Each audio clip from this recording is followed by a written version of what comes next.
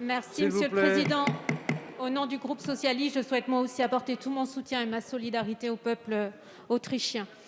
Monsieur le Premier ministre, aujourd'hui, la grogne monte sur nos territoires. Vous avez instauré une concurrence déloyale entre grandes surfaces et petits commerces de proximité, condamnant ces derniers au désespoir et malgré les aides, beaucoup ne s'en remettront pas et vous le savez.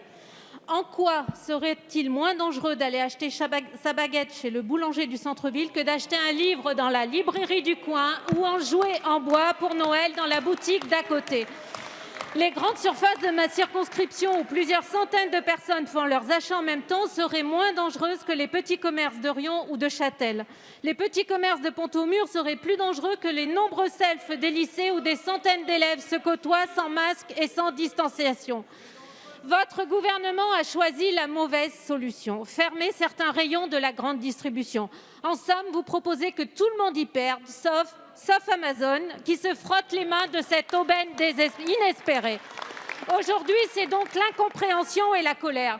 Plusieurs maires ont signé des arrêtés pour permettre l'ouverture de leurs commerces non essentiels. Ce n'est évidemment pas la bonne solution et nous n'appelons pas à la désobéissance. Vous avez reconnu l'efficacité du binôme préfet-maire dans la gestion de la crise. Poursuivez, Monsieur le Premier ministre, dans cette direction. Faites confiance aux préfets de département qui, en concertation avec les maires, sauront prendre des arrêtés pertinents et faire respecter les indispensables contraintes sanitaires dans le petit commerce. Vous savez, 4 mètres carrés dans une grande surface équivaut à 4 mètres carrés dans un petit commerce. Il y a urgence, Monsieur le Premier ministre. Il faut revoir votre copie. Le groupe socialiste et apparenté vous a fait 2 propositions dimanche. Sans sacrifier notre santé qui reste notre priorité, vous pouvez sauver les commerces et des centres-bourgs et des centres-villes en les autorisant à ouvrir avec des protocoles sanitaires renforcés. Et vous devez, dans le PLFR 4, instaurer une taxe exceptionnelle. Merci, chers collègues. La parole est à... Merci, Monsieur le Président. Monsieur le Premier ministre, la situation est d'une gravité extrême et vos déclarations en attestent. C'est la raison pour laquelle nous avons voté jeudi dernier avec le groupe socialiste et apparenté oui au reconfinement. En responsabilité et en colère, comme nous l'avons déjà dit, et surtout parce qu'il faut mettre la santé des Français au-dessus de toute considération. Oui, parce qu'il faut tout faire pour enrayer cette crise sanitaire et la mécanique infernale de l'épidémie. Tout faire pour soulager nos soignants et armer l'hôpital public qui vit et va vivre des prochains jours très éprouvants. Mais pour que ce reconfinement fonctionne, il faut de la transparence, de la clarté, de la cohérence, de la justice sociale et des mesures fortes. Ce sont les conditions nécessaires pour assurer l'acceptabilité sociale essentielle à sa réussite. Sans acceptabilité sociale, rien ne sera possible. Il nous faut de la confiance et le concours de tous les Français. Il faut de la transparence, de la méthode d'abord. La gestion de la crise sanitaire semble bien mieux maîtrisée dans plusieurs pays et à chaque fois, la recette est identique. Tout mettre sur la table avec des indicateurs précis, ce que nous avons demandé à plusieurs reprises, et des plans d'action suivis à la lettre.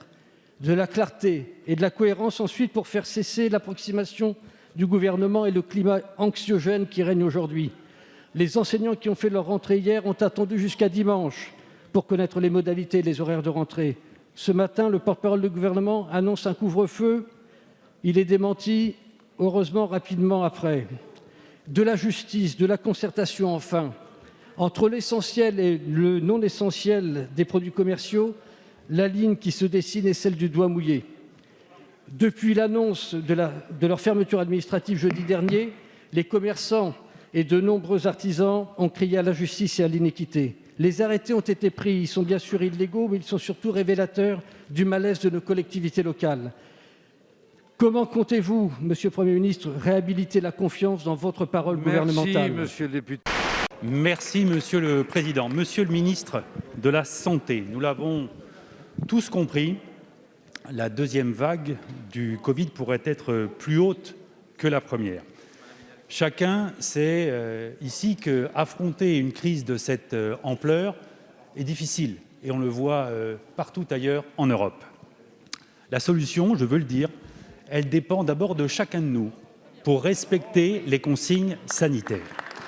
Respectons-les pour épargner nos soignants qui ont besoin de notre soutien, c'est vrai, mais qui ont aussi besoin de moyens. Monsieur le ministre, Le 14 juillet, le président de la République nous disait « nous serons prêts ». Fin août, le Premier ministre Jean Castex nous disait la même chose. Manifestement, on est au mois de novembre et on n'y est pas. Monsieur le ministre, où sont les 12 000 places de réanimation que vous annonciez le 27 août dernier? Monsieur le ministre, où sont les 4 000 lits supplémentaires à la demande que vous annonciez en conclusion du Ségur de la santé? Les soignants font leur maximum, mais l'État aussi doit faire son maximum. Nous le devons aux soignants et nous le devons aux Français. À situation exceptionnelle, mesures exceptionnelles pour ouvrir les lits qui manquent, pour former sans attendre ceux qui pourraient être mobilisés, pour revaloriser fortement et rapidement les rémunérations des soignants et attirer de nouveau les aides-soignants, les infirmières qui ont quitté l'hôpital au fil du temps. Les 183 € n'ont pas suffi, monsieur le ministre. Alors, les soignants, monsieur le ministre, méritent davantage que des applaudissements. Que comptez-vous faire pour que, dans l'urgence où nous sommes, les actes suivent? Merci, Monsieur le Président.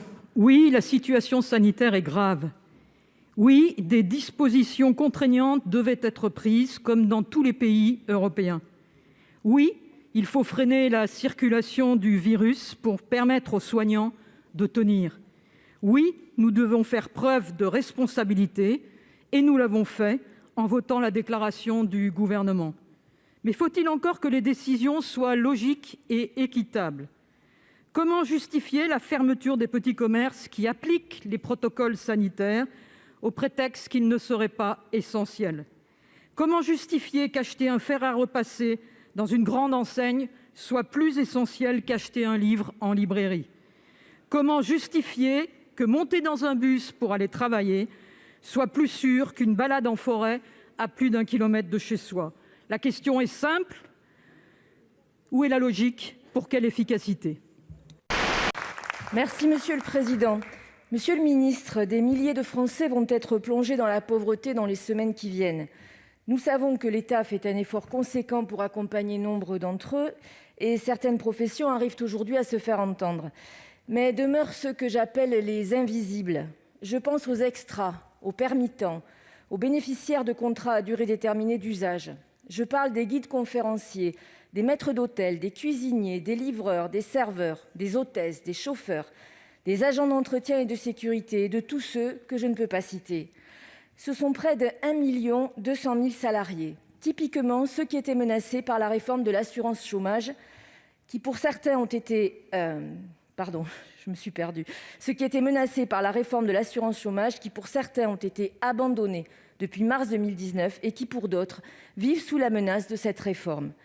Vous avez reporté l'entrée en vigueur de ces mesures pour ceux qui sont privés d'emploi depuis le 1er août, mais la spécificité de leur travail pour certains saisonniers fait qu'ils n'ont pas pu reprendre leur activité à cause du premier confinement.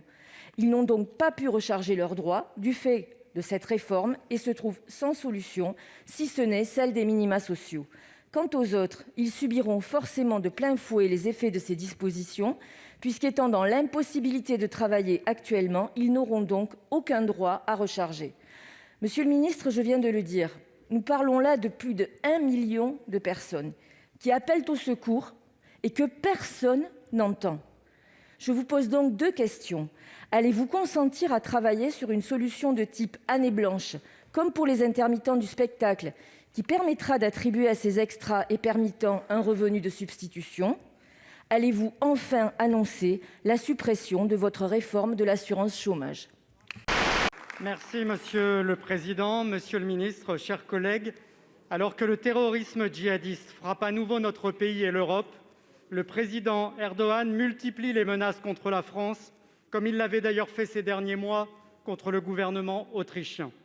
Sa politique impérialiste se manifeste en Méditerranée, en Libye, Syrie, Irak et désormais dans le Caucase, où il soutient concrètement l'offensive de l'Azerbaïdjan contre l'Arménie. Nous soutenons la position claire et ferme du président de la République, non pas contre le peuple turc à qui nous exprimons notre solidarité après le tremblement de terre d'Izmir, mais contre un pouvoir autoritaire qui menace la stabilité de la région et la sécurité de l'Europe, alors même qu'il est membre de l'OTAN. Alors, monsieur le ministre, il faut maintenant que les actes soient à la hauteur des paroles. La France va-t-elle vraiment demander des sanctions financières contre la Turquie, alors que son processus d'adhésion à l'Union européenne est au point mort? Perçoit-elle encore des fonds de préadhésion? Le boycott des produits français se fait en violation de l'union douanière entre l'Europe et la Turquie. S'il perdurait, êtes-vous prêt à demander sa suspension? En septembre, un rapport de l'ONU dévoilait les exactions très graves commises à l'encontre des Kurdes de Syrie. Quelle suite envisagez-vous de lui donner? Comptez-vous saisir le Conseil de sécurité des Nations unies? Pouvez-vous d'ailleurs nous garantir qu'il n'y a plus aucune vente de matériel militaire de la France à la Turquie? Enfin, après la nécessaire dissolution de l'organisation extrémiste des Loups Gris, comptez-vous résolument agir contre l'influence du régime turc sur notre territoire national?